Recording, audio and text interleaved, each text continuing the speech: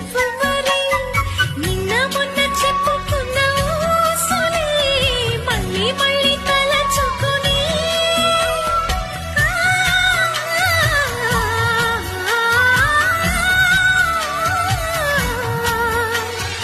ఇంకా ఎన్నో ఉన్నాయంటూ ఇప్పుడే చెప్పాలంటూ నిద్రను అంటుంది.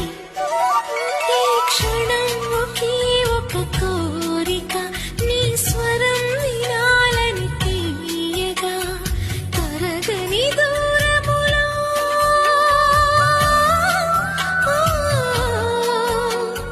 తెలియని దారులలో